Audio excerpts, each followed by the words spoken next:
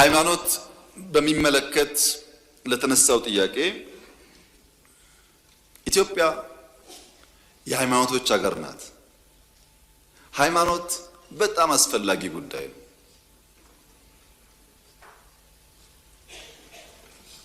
ሀገር በኢንፍራስትራክቸር ብቻ አትገነባም። ሱፕራና አልትራስትራክቸር ለአንድ ሀገር በእጅጉ ያስፈልጋል። ሱፕራና አልትራስትራክቸር የሚገነቡ ባህሎች፣ ትውፊቶች፣ እሴቶች የሚገነቡ ተቋማት ለኢትዮጵያ ያስፈልጋሉ። አጋጣሚ ሆኖ ኢትዮጵያ ውስጥ እንደመታደል ነው አብዛኛው ሕዝብ የሚከተላቸው ሃይማኖቶች 90% የተቀራረቡ ናቸው። ለሁሉም አደምና ሐዋ እናትና አባት ናቸው። ለሁሉም አብርሃም ኢብራሂም አባት ነው። ብዙም የሚያጣላ ጉዳይ የለም። ትናንሽ ዲፍረንስ ነው ያለው። ትናንሽ ክርስቲያኖች እስልምናን ቁጭ ብለው ቢያጠኑ አብዛኛው ነገር የሚያስማማ ነው። የሚያለያየው ነገር ደግሞ ተከባብሮ ማለፍ ይቻላል። ይሄ ልዩነት ከኛም ሀገር ውጭ ለረጅም ዘመናት ነበር፣ እኛም ሀገር ውስጥ ለረጅም ጊዜ ነበር። ኢትዮጵያ ውስጥ ሃይማኖቶች ከፍተኛ የሰላም የትብብር ዘመናት በስፋት ነበራቸው። አልፎ አልፎም የግጭት ታሪክ አላቸው። የሚካድ አይደለም። ከግጭት ተምረው ታርቀው አብረው የቀጠሉባቸው ዘመኖች ደግሞ ሰፊ ናቸው። በዓለም ላይ አጠቃላይ ያለው ግጭት 4 መንስኤ አለው። አብዛኛው ግጭት አንደኛው መንስኤ ብሔር፣ ሃይማኖት፣ ርዕዮተ ዓለም ነው። በብሔር ምክንያት፣ በሃይማኖት ምክንያት፣ በርዕዮተ ዓለም ምክንያት ግጭት ይፈጠራል። አንደኛው ነው። ሁለተኛው የኢኮኖሚ በላይነት ነው። ኢኮኖሚ ለመቆጣጠር የሚደረግ ትግል ነው። ሶስተኛው የበላይነት ለማስፈን ነው። ሱፒሪየር ለመሆን አንደኛ ዜጋ ለመሆን የሚደረግ ጥረት ነው። አራተኛው ግዛት ማስፋፋት ነው።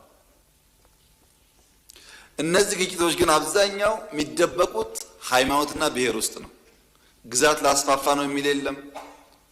የኢኮኖሚ በላይነት ሊቆጣጠር ነው የሚል የለም። ይህን ፍላጎት ደብቆ በሃይማኖትና በብሔር ጥላ ስር ግጭት ይፈጠራል። ሃይማኖት ለግጭት የሚጠቀሙ ኃይሎች አሉ። ሃይማኖቶቹ ግን እስላምም ክርስቲያኖቹም አጠቃላይ ክርስቲያኖች ሁሉም የሰላም እምነቶች እንጂ የግጭት እምነቶች አይደሉም። ለዚህ ማረጋገጫው ኢትዮጵያ ናት። ለረጅም ዓመታት ሙስሊሞች በብዛት የሚኖሩባቸው አካባቢዎች ጥቂት ክርስቲያኖች ካሉ ሙስሊሞች አዋጥተው አግዘው ቤተክርስቲያን ይሰራሉ። በእኛ ሀገር የምናውቀው እሱን ነው። ብዙ ክርስቲያን ያለበት ጥቂት እስላሞች ያሉበት ክርስቲያኖች አግዘው ደግፈው መስጂድ ይሰራሉ። አብዛኛው ታሪካችን ይሄ ነው። በቅርቡ ጥናት እንተን ነበር። ከግማሽ በላይ ከ50% በላይ የሙስሊም ፖፑሌሽን ያለባቸው ወረዳዎች ማጆሪቲው ሙስሊም የሆነበት ወረዳዎች 1263 ቸርቾች አሉ። 1263 ቤተክርስቲያኖች አሉ። አብዛኛው እስላም የሆነበት አካባቢ ከ1000 ውስጥ ስንት ቦታ ነው ግጭት የምንሰማው ነው? የሃይማኖት ግጭት ካለ አብዛኛው ሙስሊም ያለበት አካባቢ ሁሉም ቦታ ግጭት ይጠበቅ ነበር። ግን የእስልምና ባህሪ ግጭት አይደለም፣ የክርስትና ባህሪ ግጭት አይደለም። ክርስቲያኖች በዙባቸው አካባቢዎችም እንደዚሁ መስጂዶች አሉ። የምንሰማው ችግር ግን ጥቂት ቦታ ነው። በዚህ ሁሉ ስፋት ችግር አንሰማም። አስተውላችሁ ከሆነ ነውጠኞች ክብሪት፣ ጭድ ይዘው ይለኩሳሉ። ጀሌዎቻቸው እዚሁ አዲስ አበባ ተቀምጠው ቤንዚን እያርከፈከፉ እሳቱን ያራግቡታል። ለኳሽና አራጋቢ ማዶ ለማዶ ተቀምጠው ችግሩን የእምነት የብሔር መልክ ለመስጠት ሙከራ ያደርጋሉ። ለምሳሌ የሰሞኑ የአርሲን ግጭት እንውሰድ። የአርሲ ግጭትና የአንዳንድ ሰዎች የኮሙኒኬሽን ዘዬ አሳፋሪ ነው። አሜሪካ ሰለጠነች፣ ህዝቧ ስልጡን ነው ተብለው ከሚዘረዘሩ በርካታ ምክንያቶች ውስጥ አንድ የሚገዛኝ ነገር አለ። የአሜሪካ ወታደር፣ የአሜሪካ መከላከያ ኃይል ሰሞኑ በነበረው ግጭት ውስጥ መካከለኛው ምስራቅ ውስጥ ይሳተፍ ነበር። በአሜሪካ ሁለት ትላልቅ ጎራዎች አሉ፣ የፖለቲካ ጎራዎች። ሁለቱም ጎራዎች ወይም ሁለቱም ጎራ የሚደግፉ ሚዲያዎች ብትሰሙ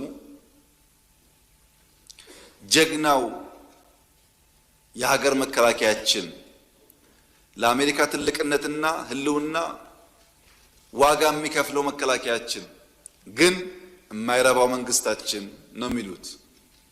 መከላከያን አወድሰው መከላከያን አክብረው የመከላከያን ዋጋ መክፈል ቦታ ሰጥተው መንግስቱን ፖሊሲ አውጪውን ይወቅሳሉ። ይህ ትልቅ ስልጣኔ ነው። እኛ ሀገር ግን እየሞተ ያኖረንን ኃይል እንደ ገዳይ እንወቅሳለን። ይሄ ያለመሰልጠናችን ማሳያ ነው። ተቋም ማፍረስ፣ ዋጋ እየከፈሉ ሀገር የሚያጸኑ ሰዎች አለማክበር ያለውን ጣጣ ካለመገንዘብ የሚመጣ ችግር ነው። አርሲ ውስጥ የነበረው ችግር ምርጫውን ለማደናቀፍ ከፍተኛ ዝግጅት ተደርጎ ነበር። እዚህ አዲስ አበባ የሃይማኖት ተቋማት ውስጥ ሳይቀር ቦምቦችና ክላሾች ስንይዝ ነበር። በየቦታው አዲስ አበባ ቦምብ ይጣላል፣ ባህር ዳር ቦምብ ይጣላል፣ ጎንደር ቦምብ ይጣላል ተብሎ ሰፊ እንቅስቃሴ ነበር። ታስታውሱ ከሆነ ጎንደር ተማሪዎች ላይ ቴሌቪዥን እያዩ ቦምብ ፈንድቶ ሰው ገሏል። ተማሪዎች ፖለቲከኛ አይደሉም። ምናልባት የዚህ መንግስት ተቃዋሚ ሊሆኑ ይችላሉ። በሀሳባቸው ማንነታቸው ሳይለይ ዝም ብሎ ቦምብ ጥሎ ሰው መግደል ምን አይነት ፖለቲካና እውቀት እንደሆነ አይገባኝም። ልክ እንደዚሁ የምርጫ ጣቢያዎች ላይ ከፍተኛ ጥንቃቄ ስለነበረ ያቃታቸው ኃይሎች ህዝቡን ሊያጠቁ ወደ አንድ መንደር ሄዱ። አርሲ ውስጥ እዚያ መንደር ህዝብ የሚከላከል ኃይልና ህዝብ የሚያጠቃ ኃይል ተጋጠመ። በጥቅሉ አርሲ በነበረው ግጭት ህይወታቸው ያለፈ 11 ሰዎች ናቸው። ከ11ዱ ሰዎች 8ቱ ሚሊሻና ፖሊስ ህዝባቸው እንዳይገደል ተፋልመው ህይወታቸውን ገብረው የብዙ ንጹሃን ዜጎችን ህይወት የታደጉ ናቸው። እነዚህ ፖሊስና ሚሊሻዎች ክብር አይገባቸውም? እነዚህ ፖሊሶች፣ ሚሊሻዎች ቤተሰብ የላቸውም? ልጆች የላቸውም? ለኛ ሞተው ሲያበቁ እነሱ እንደማወደስና እንደማመስገን የነሱ መስዋዕትነት ማራከስ በብዙ ፖለቲከኞች ይታይ ነበር። አሳፋሪ ነው፣ አሳፋሪ ነው። በእርግጥ 3 ንጹሃን ዜጎች በዚያ ግጭት ውስጥ ሞተዋል። በነበረው ግጭት ውስጥ ለምሳሌ የሃይማኖት መልክ መስጠት ታስቦ ነበር፣ ግን እዚህ ውስጥ ሙስሊሞች ሞተዋል። ባይዘው ሙስሊሞች የሞቱት በንጹሃን ዜጎች ብቻ አይደለም። ህዝብ ለመታደግ እየተፋለሙ የሞቱ ሚሊሻና ፖሊሶች ሙስሊሞች አሉበት። ምኑን ሃይማኖት ግጭት? ሰው እንዳይመታ እየተዋደቀ ያለን ሰው በሃይማኖት ጥላ መውቀስ ተገቢ ነው? ነገሩንስ በወጉ በቅጡ ሳይገነዘቡ ማራገብስ ተገቢ ነው? ይሄ አይጠቅመንም። ከዚህ የሚገኝ ፖለቲካል ትርፍም አያዋጣም። የሞተው ወንድማማች ነው። ከዚህኛውም ከዚያኛውም እምነት ሊሆን ይችላል።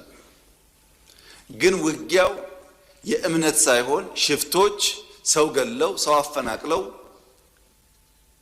የነበረውን ሰላማዊ ድባብ ለማጠልሸት ስራ ተሰጥቷቸው እዛ ብቻ እንኳን በርካታ ቦታ ሌላውን አክሽፈነው ነው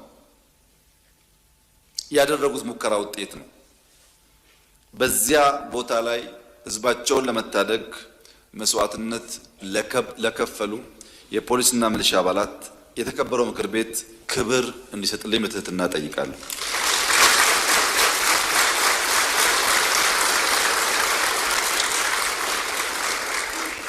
ጀግኖችን በዚያ መንገድ ማስታወስና ማወደስ የሁላችን ባህል ካልሆነ ሰላማዊት ኢትዮጵያን ማየት አንችልም።